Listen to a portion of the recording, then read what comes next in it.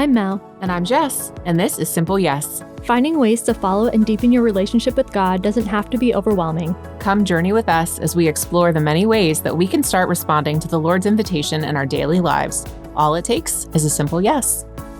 Welcome to a new episode of Simple Yes with Mel and Jess. I am Jess. And I'm Mel. And we will start, as always, with a prayer. Mel, would you please? Of course. In the name of the Father, and of the Son, and of the Holy Spirit. Amen. Heavenly Father, we thank you and praise you for this day. Father, I ask that you'd come with your spirit of wisdom and of peace, of perseverance and of courage. Father, come and speak to our hearts. Lord, we thank you for the gift of life. We thank you for the gift of relationship with you. Mother Mary, we ask that you'd come, take us by the hand, come be with us in this conversation. Lead us and guide us to the resurrected Christ, to your Holy Son. In Jesus' name we pray. Amen. Father, Son, and Holy Spirit. Amen. So it is just about to be Easter when this episode comes out, and we are thinking of all things spring and growth and flowers and beauty. And Mel, you have one of the most beautiful Marian gardens I've ever seen. Oh, thank you. And I can't wait for it to come back this year, because last year was the first year. So as you were telling me a story a little bit ago, I was just thinking about just how beautiful that's going to be. And I don't know, I think there was a lot of really nice symbolism in there about this time of year and kind of what we're thinking about as we head into Easter, even though it's technically still Lent right now. So why don't you share it with our listeners? Yeah, of course. We can dig into, no pun intended. Yeah. What else comes up?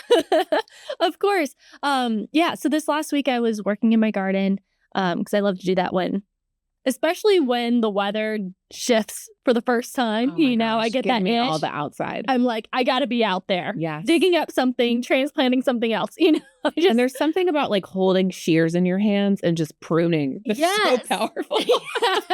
Yes. So much symbolism even in that. Yes. But I have this one little section of irises that unfortunately have become overrun by wild violets. And if you've ever worked with wild violets before, they are little buggers.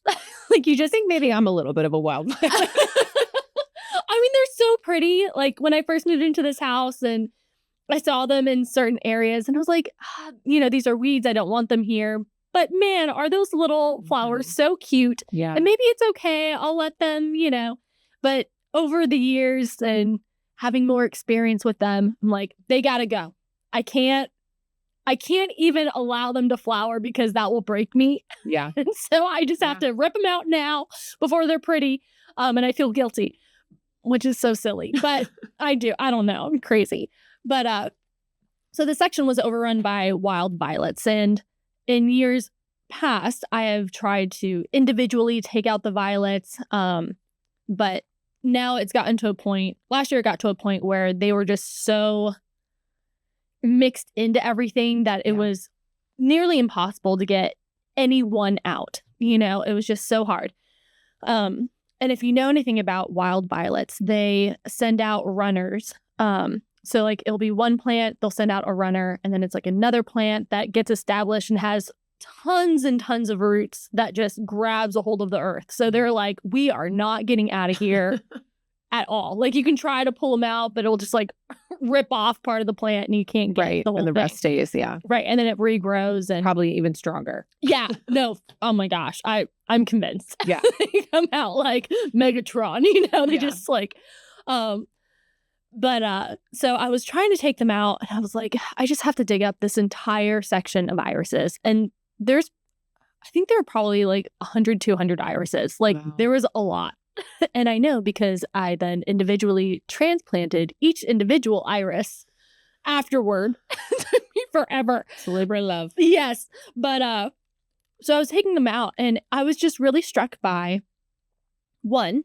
Again, I couldn't just take out one individual violet plant. I had to dig up an entire area. But again, it's mixed in with irises that also haven't been split in at least certainly not 5 years since I've been in that house. So who knows how long before that, which I just learned you're supposed to split them every like 2 to 3 years or something. I don't know. Welcome to this week's episode of Gardening with Jesus. Yeah. No, I love it. Keep going. But And I had noticed that my irises weren't like flowering quite as profusely, Yeah. as the years have gone on. So anyway, so I can't just take out the iris. I can't just take out the violet. You have to dig up an entire clump, right? And like you're hearing the snap of things in the ground being like dislodged. So I had like this huge clump of dirt mixed in with violets and irises. And it was just really fascinating to me that once I got a hold of the iris, it was very easy to just pluck it out, roots and all. It was like so satisfying to be able to like pull it out, that tuber. And it just like looks so beautiful. Like the roots are just gorgeous and it's got this little fan. And so like I put the iris to the side, but then I'm trying to now get the dirt dislodged from these violet roots. And it's impossible. Like you just can't. Like they are just so hanging on for dear life. Like we are not, you are not going to destroy us. We are here to stay. But as I was doing this, I was thinking, man, Lord, like what wild violets are in my life that are trying to suffocate my heart?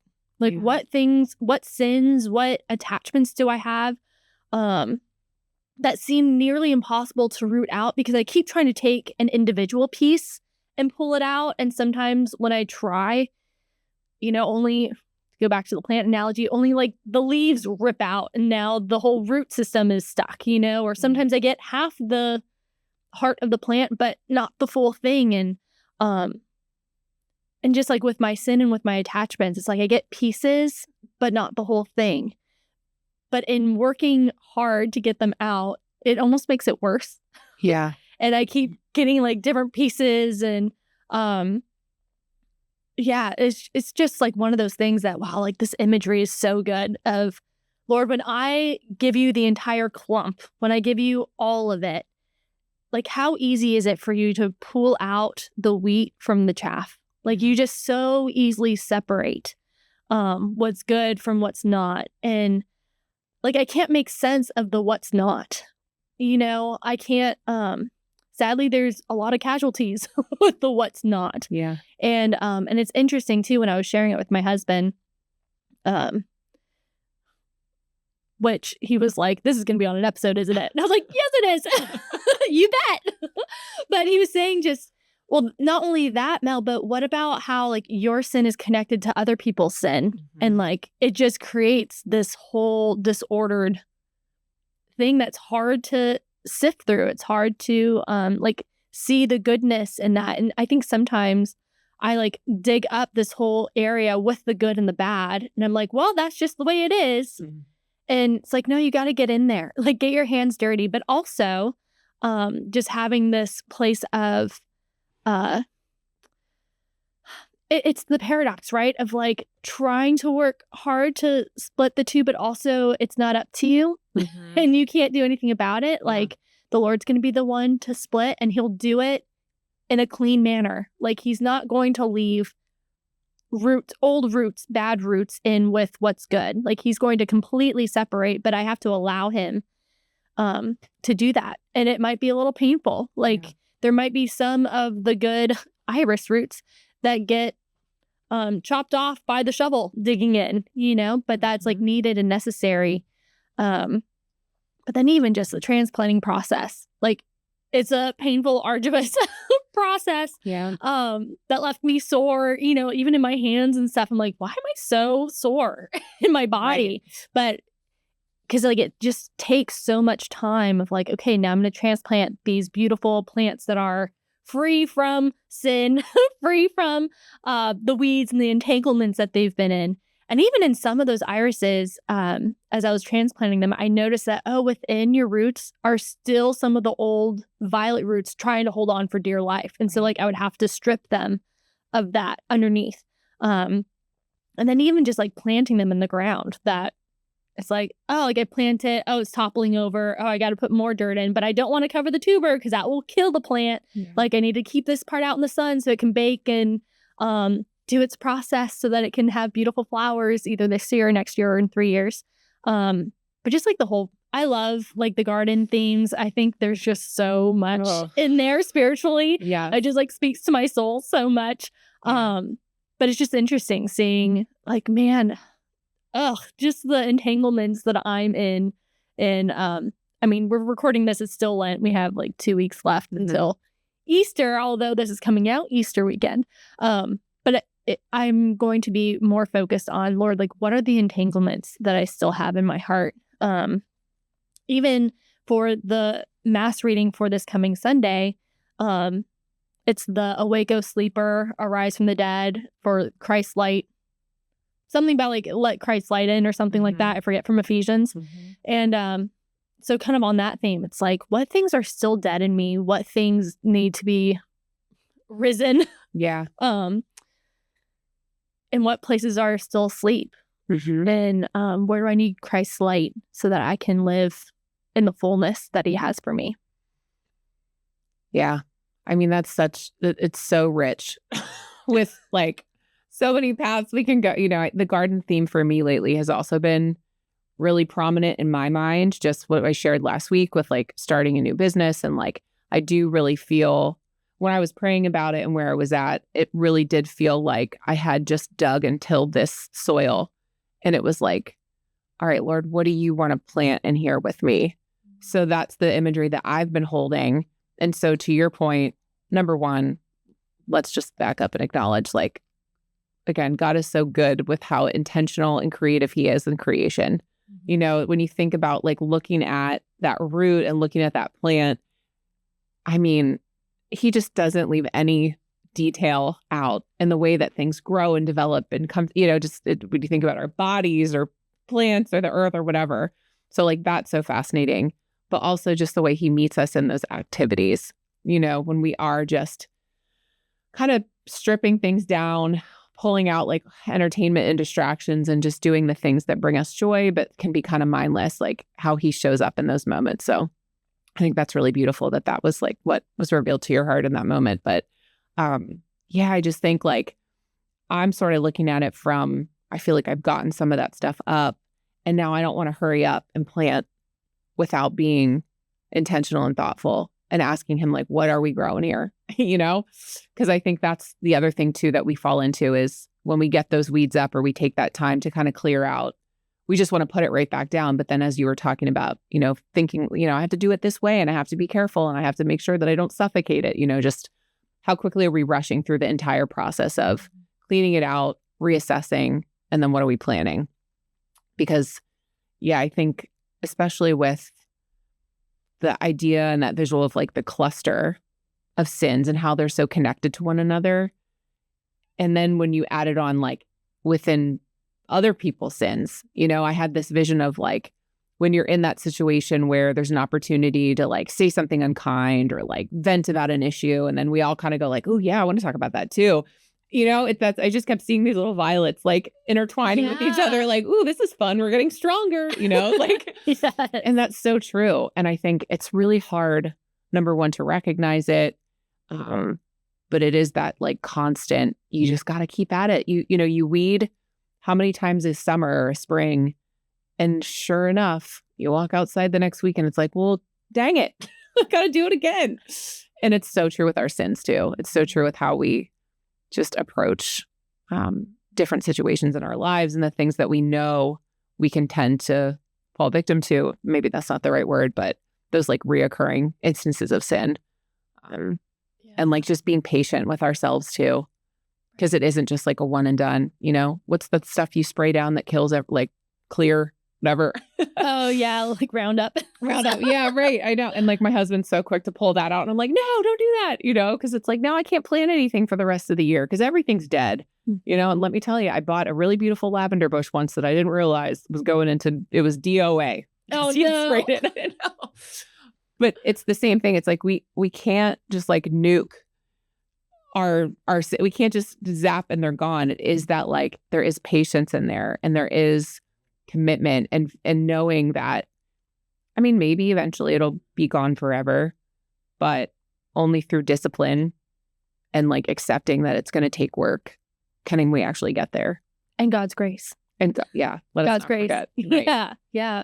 Well, and even just like the violet imagery that with sin, how often do I see, quote, the goodness for a moment? And I'm like, oh, well, it must not be that bad. Like, I can leave it there for another season. You know, like with the violets, they're pretty little flowers. I'm like, oh, they're so cute. I guess I can live. Like, Yeah. I'll take them out later. And then later becomes a year later, maybe. But at that point, they've already spread seeds and new roots and Yeah. like they're building their colony even greater and stronger. Right. That, man, I just, like, sin does want to dupe us into thinking, oh no, there is goodness here. And maybe I don't need to take out the whole thing. And maybe they are okay. And maybe I should leave them. And then you realize that, oh wait, no, they're actually killing the good things that I want here. And they're actually causing more destruction than what it's worth, you know? Yeah. Yeah. But it makes me think of confession, right? Yeah. And like, what a beautiful sacrament that is. And how it's become almost something that like I look forward to, which sounds so crazy, but I do. Like, I love to go and confront the things that I'm facing and that I'm dealing with in that way that's so like, all right, God, here I am again. Like, just please, like, help me get rid of this, you know, help me just remove it once and for all. But I was talking to someone the other day who had shared that they hadn't gone in a long time and they were thinking of going, and I got like really excited, probably weirdly so. They were like, chill out. I'm like, no, that's so great. But it is so important to stay awake and to be aware of those things that, you know, it's not going to be a one and done. It is, or maybe it will be, I don't know. But like most stuff for me anyways, it takes a while to figure it out and go like, okay, I think I understand now. And the consistency is where that comes from. You know, in my experience, it's like going to confession, prayer, meditation, journaling, all of those things where I actually get to sit and introspectively look at what are those things that I can't seem to just like uproot and get rid of, and where do they occur and why do they occur? And what am I trying to accomplish with them? Like, what's the end goal of it? And then kind of work back from there. But yeah, I just feel like it's so easy to ignore them and live with them and make that excuse of like, oh, it's not that bad, or like, it looks cute, or like, she's got violets in her yard, so why do I care about what's in my yard? You know, and I do that a lot too. So yeah, wow, that's just such a powerful like image to think about.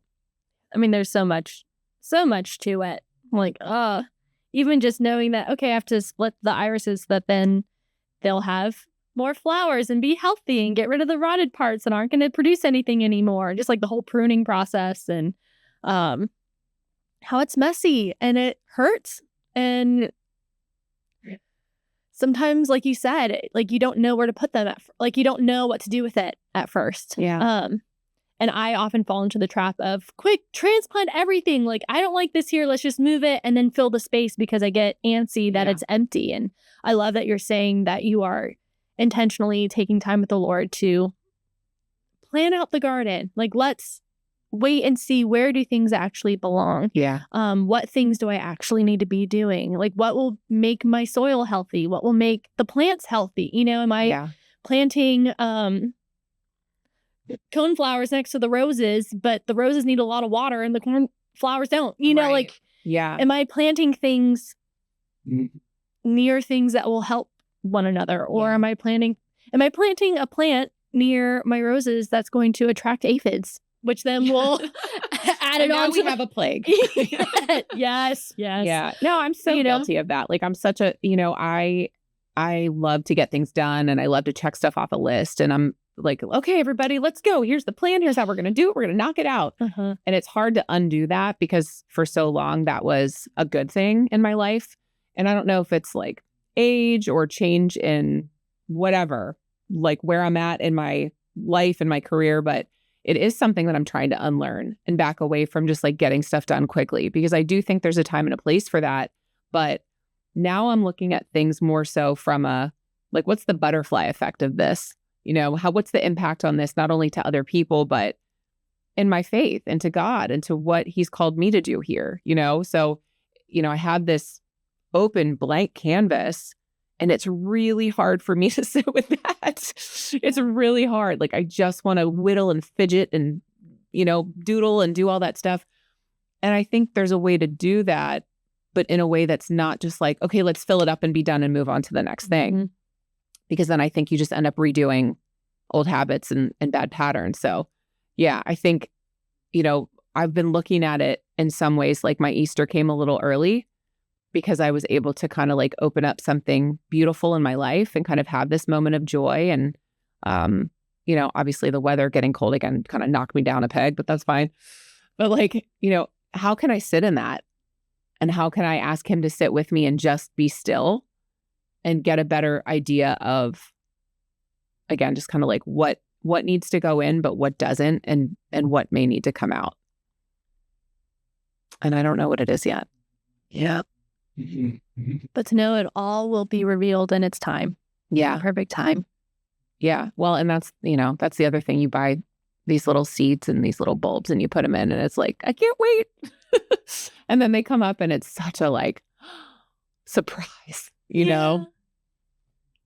Yeah. So it's kind of remembering that like through this time of surrender, through this time of sacrifice, there is that Easter on the other side of it. And there is that just like revelation of beauty and joy and just all the good parts of creation and the reward, you know, at the end of it. But it's hard to sit. Yeah. Because I always want to take control again. I get all antsy. Yeah. Like, Lord, I think you forgot. Right. You know? Yeah. Even right now, like I love flowers in my house. I love fresh flowers. And I love to go to Trader Joe's and get like a couple little bouquet and like arrange them all over and put them in tiny little bud vase. You know, it just makes me really happy. And this Lent, intentionally, I haven't been buying flowers because I want that visual reminder that it's sort of dead right now. You know, like we're in the desert. There's no flowers here. And that's been really hard too. And like even just that visual reminder of waiting. And I've been in the store a few times where I'm like, oh, no, it's not time. You know? It's so hard to have that mentality in so many different areas of your life. Even with work or with my kids, it's, you know, I have these like dreams and things I want to do. And, you know, I was talking to my parents this morning, like, you know, I've never been good with finances. Like I'm good with them in that I understand how to like keep a budget and all of that. But like, there's a whole other world in business and financial planning. It just overwhelms me. I hate numbers. I hate math. And my eyes just like roll back in my head. But I was talking with my parents about, you know, savings and all that. And I'm like, all I really want to save, like the big thing I want to save up for right now is I want to get a camper. Like I want us to have a camper so that we can go whatever weekend we want in the summer or whenever and just like get away and go be in God's creation and spend that time together, because it is like my favorite place to be with our family. We just have the best time. The best time. Like there's something about being in the woods or like on a mountain where we're all together, like a little team, little wolf pack. Like, you know, it's like us against the world. And like the kids get along better. It's just the best. I love it. It's just become such a like love for us. But even that, it's like there's patience in there. You know, like could I go out right now to and I'm probably going to get 100 ads for it because my phone's listening to me, buy a camper like today? Yeah. But I'm like, it's not time yet.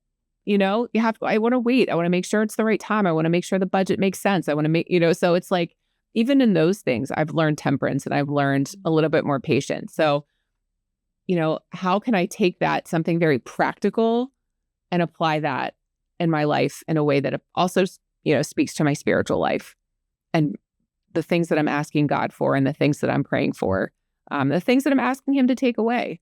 And maybe there's things that I'm asking him to take away that he's like, no, I'm not ready to take that away yet either. And that's hard. Yeah. Yes. Those parts are hard for me because I'm like, why not? I feel like that's in your will. Of course you'd want that to be, quote, fixed within me. But it's like, no, it's not time yet. Because if you dig that out, then you're going to dig up the iris with it and throw that away too. Like it's not time to separate it out. Like it's not. It's just not. Yeah. But I get impatient. Yeah, and I don't want it to be done now. Yeah, I know. Oh, come on. Come on. Yeah. Well, and I think the influences of our surroundings and people around us too, that's always a hard one. Because like you were saying before about like the roots kind of banding together. Sometimes I often sit and go like, where am I being influenced in a way that is taking my time and attention away from where it should be? I mean, social media is a big one for me. We talk about this all the time, just like scrolling and seeing And I don't know what it is. I gave up Amazon Prime for Lent, which has been great for my bank account. I have to tell you, like, I didn't realize how quick I was to order something that I didn't really need, but it's like, but I can get it in 12 hours. It's free shipping. Yeah. So like getting rid of that has been good because again, it's just sort of that like, take a step back. What do you really need right now? We're in the desert. Let's, chill out. But I feel like everything I've seen lately, every time I open Instagram is like the top 10 things you need from Amazon for your house. I'm like, do they know? Do they miss me? Are they trying to get me to spend more money? But it's like, it does give me pause and it makes me go, why do I think I want this? Like, why do I think I need this? Yeah, sure. That little Pottery Barn looking vase on my front porch would be lovely to come home to every day. But like, if I don't have it, am I really missing anything? Does that make my life worse? Or, whatever, pick one of a million things. This like face scrub that could make me look 10 years younger. Sure, that sounds great. Yeah. But like, do I really need it? And like, what am I after? And I think that's been really powerful for me too, just like almost reversing the question of like, what will this give me to what am I actually looking for through this? And kind of training my brain to think about things in that way too. So even kind of going back to that analogy of like, why do I feel compelled to get rid of this from my garden or from my life? Is it because I want it to look nice? Or is it because I know in the long run, it's going to allow for growth and, goodness and bounty and all of that. So yeah, I think that's been something that I've been really trying to think about too and kind of get more in the habit of asking those questions. Mm-hmm. I found that for me, like in that of like taking the pause, not doing those things that I normally would do, like I've actually have found myself as well, not ordering quite as often from Amazon this. Sorry, Bezos. Yeah, sorry.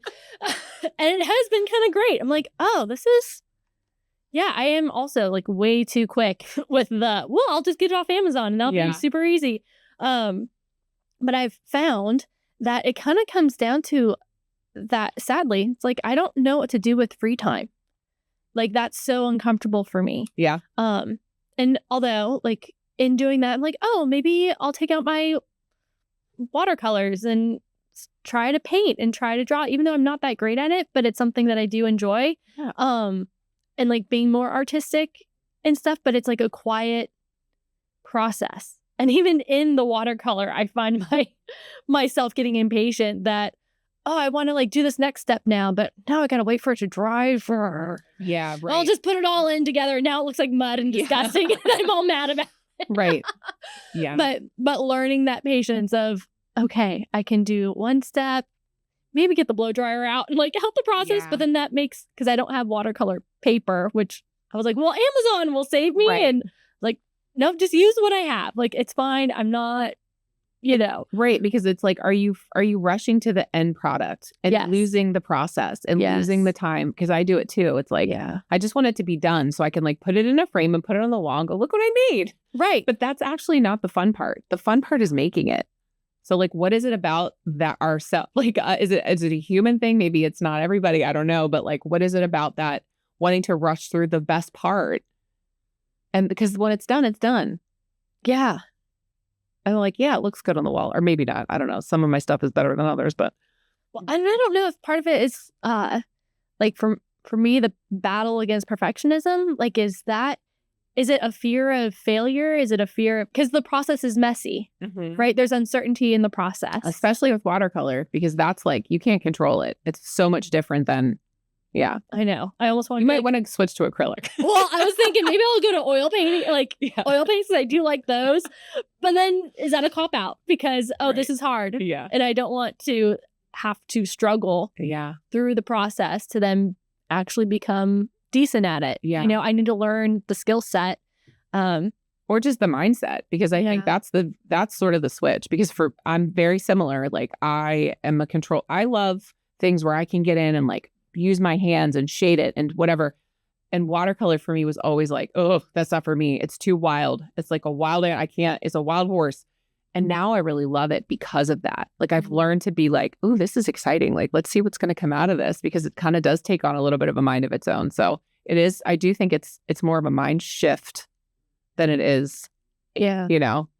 Well, and I kind of wonder how I've been thinking about this the last couple of weeks because I found myself in different situations saying like, oh yeah, like I'm more type A and this person's more type B, fly by the seat of their pants. But just seeing, I don't think either one is the right one. Mm. You know, not that they're wrong, you know, but there's a proclivity or a temptation to sin in both of them. But like, I wonder, Jesus must have been the perfect mix, you know? Like he's the perfect middle of all these different extremes. Yeah. That, because you were saying that you're stopping like with the checklists and getting things done like right away. And I found that the closer I get to Christ, the less type A I've become. And the more okay I am with the wild and the uncertainty. But I still have like the structure, but it's like now given room for the wild to happen. Well, the trust lives in the latter, right? Because it's like, I don't have to make all this happen. Yeah. He's going to make it happen. So I just have to trust him. I got to show up. You know, I have to be an active participant, but I don't need to like hold the paintbrush so tight. I can sort of let it flow. Yeah. And see what comes out of it. Because you're totally right. Like, I mean, I can flash back to a week ago when I was like, everything's so great. God guides all the things and it works, you know, and you do have those mountaintop moments. And I was journaling about it the other day and it's this week started very differently because I'm like, well, I feel a little crash from the high, right? Mm-hmm. Like you ride those moments, but it's like, and that's okay. Because to your point, like Jesus was sort of the perfect, not sort of, he was the perfect mix of all of it because he knew when to ebb and flow. Yeah. Because he knew what the situation needed.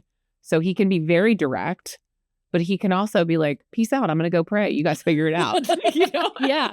Yeah. So I think we put so much pressure on ourselves. So, and I think that's why I hate, it's a strong word, but I'm going to stick with it. Those like personality quizzes, because it's like, don't put me in a corner.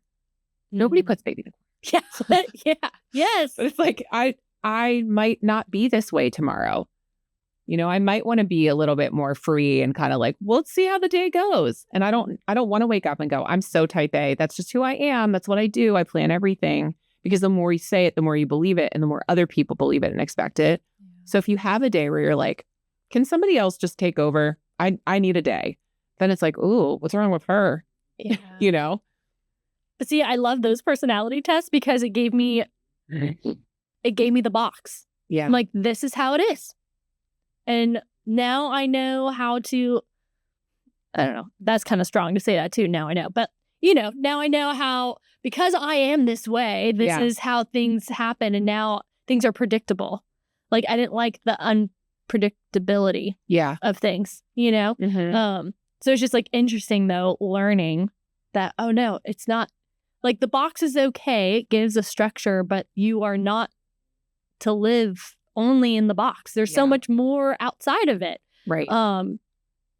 Yeah. Like there's just so much more. Yeah. And maybe my personality type doesn't like boxes. Yeah. I don't like it. I mean, you're a little bit more of a wild child than I am. I'm like, give me the rules and the regulations and I will stick to the line. Like, yeah. I can be a rule follower, but here's my problem. And this is where those little violets come in.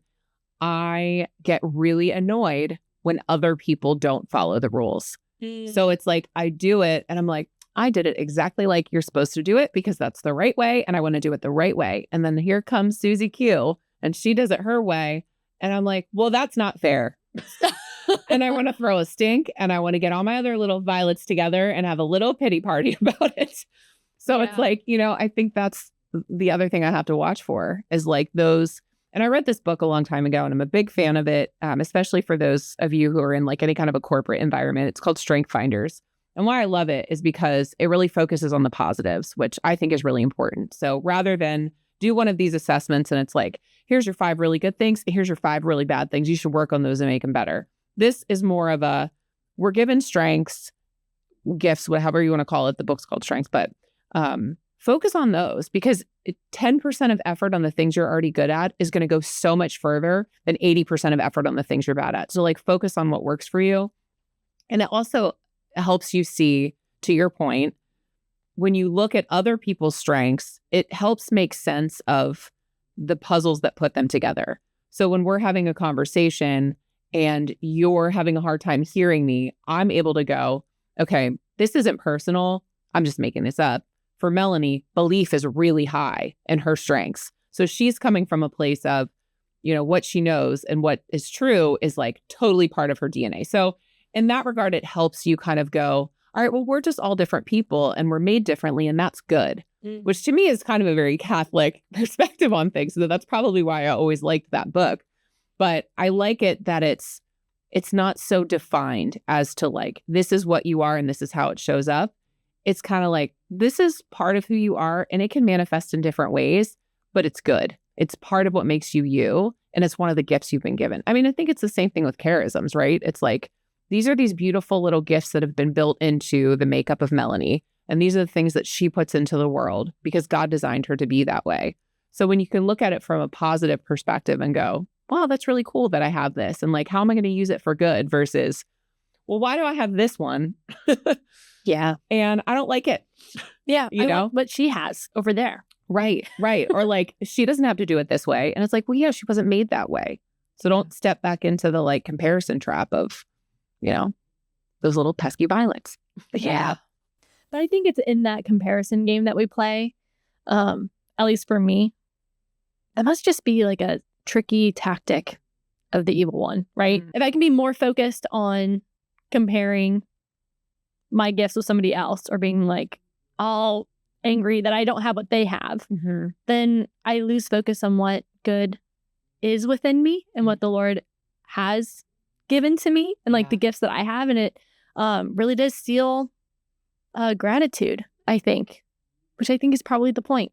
Like if I can keep you preoccupied over here on what you don't have and what you wish you had and all this stuff, then like you won't actually come to know or understand or even dig up, the gifts, the charisms that you have been given. And certainly then you won't use them because you won't even know that they exist because you're so preoccupied over here. Which has been such an interesting thing for me of being more, recognizing more so the gifts and talents that I've been given in humility, right? To be more matter of fact about it as opposed to like apologizing for them or, they're not quite as great because so-and-so has them so much better. But like, even in that like justification of like, well, mine's just, I'm just okay. Like recently with guitar stuff. So I've been wanting to get a new guitar. I think I deserve it. You do. You absolutely do. My guitar was my first big purchase when I graduated college and had a new job, and it was a $600 guitar, and that was really expensive for me. And so I've had this Siegel G6 or SG6, I don't remember, for like almost more than 10 years at this point, and played it many, many, many hours. I'm like, I need a better sounding one. I do a lot, whatever. Anyway, here I am rational or justifying why I need one. But I'm finding that even in searching for a new guitar, that there's like this anxiety building of, I don't want to go to a guitar store because I'll have to test it out. And when I test it out, I'll have to play it. But my technical skills are not to the level of all these other people who like pick up a guitar and like can do all these cool riffs on them and whatever. And it's like, that is so like, what is that about? Yeah. That like, I haven't gone to a guitar store because I'm nervous about having to be in the guitar room playing a guitar with somebody else over there. Like, it was so good. I'm like, here's my G and my C and my follow you around every time you play and be like, you're still playing that way. It's like, who cares? I know. I'm not. Trust me, I'm not judging you. I'm just no, but it's just like a funny thing that like I can see that in one little place in my life that like fear keeps me back, or like the comparison of other people's gifts and how much better they are than me. Yeah, and how that like I don't know how it suddenly negates that I have a gift at all. you know, somehow. Yeah. But yeah, it's just like an interesting thing of, no, I need to just stand firm in what I have and the talent that I have, and that's okay. Like, well, you really want to play this game. Let me tell you, try to write a bio about yourself. Oh, no. Oh, no. That's a fun game to play when you're like, I am not good at anything. Wow, I'm really saying I'm good at a lot of things and I can't. And then it's like, stop. Why are you doing that? Stop it.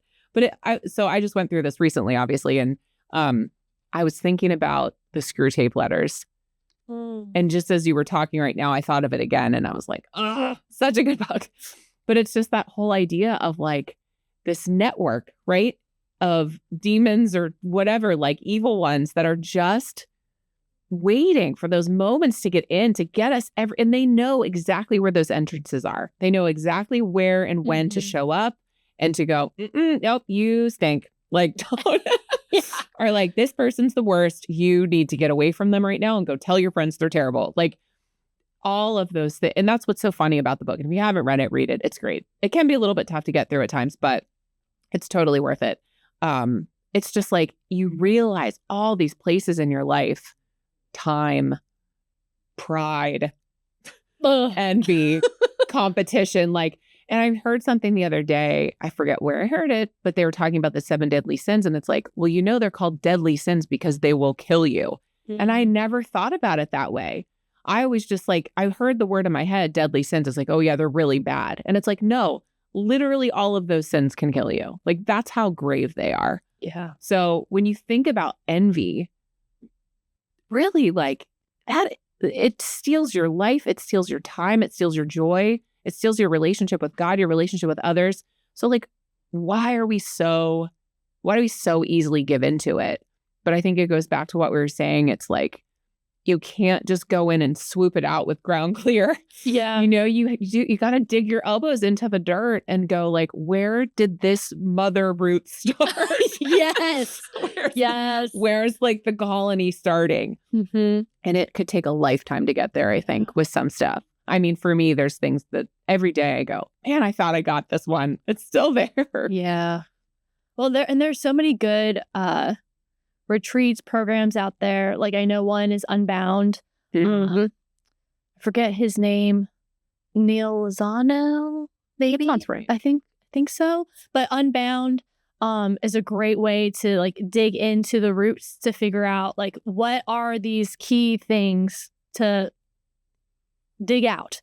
And so I've gone through that retreat program before, and like super powerful way of praying for just like freedom and stuff. And another one that I really love too is Healing the Whole Person by Dr. Bob Schuchts. Sister Miriam James Hyland also works with them. She's from the Abiding Together podcast. Super amazing. I mean, I've been like following that ministry for a very long time. I remember when Dr. Bob put out his first book, Be Healed, like in the early, like maybe 2010, 12, around that time. But then I went through the actual retreat like 3-4 years ago at this point.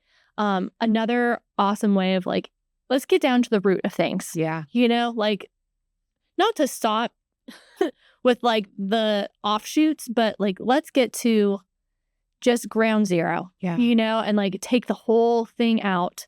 Because it's only by taking the entire thing out that then there will be space for the Lord to come and fill it in and like redeem it, restore it, heal it. So super, super great resources. I just like can't speak of them highly enough, just because of how powerful they are. I know like in my life and a lot of people's lives. I would love one day to like go to an actual retreat run by them just to see like how different it is. Because I did a virtual one. I was like recovering from a surgery, laying on my couch. I would like to sponsor Melanie and I to go on one of these retreats. Please do. Come on now. You got to ask for it. You got to put it out there. That'd be awesome. But yeah, and I know that they do like online. So they have like the online retreat, and then they also do, which I think I might try this one out too, but like doing a home retreat so you can like get the system for like a couple months, and then you can do it like with a group. So anyway, it's just like an interesting, just a different perspective of like inviting Jesus to those core wounds. Like an example is like, okay, so if I'm feeling anxious, then you sit and say like, Jesus, where is this anxiety coming from? And like, where was the first time that I felt anxiety? And then just sitting and letting him use your imagination to like go back into the memory. And it's really interesting the places that he'll take you, because often I'll go and being like, well, it has to be this situation clearly. And it's like some random thing where that wound barely opened up. And like, that's where I got the stronghold, you know? And so then it like, it's like a snowball effect where it gets bigger and bigger and bigger. And but anyway, it's just like really, really great. Yeah. It just made me think a friend of ours shared with us recently an experience she had like that, where she just sort of opened that up. And I mean, I won't get into the details of it, but it was just incredible what the Lord showed her. And I think it blessed all of us when she shared it with us. But he'll show up if you really become vulnerable enough to let him in and ask him. Yeah. The other one I would recommend is the Our Lady of Sorrows novena. Oh, yeah. That's a really good one, where essentially you ask Our Lady to help you understand like what is at the root of your sins or whatever it is that you're dealing with. And she will show you. She will show you.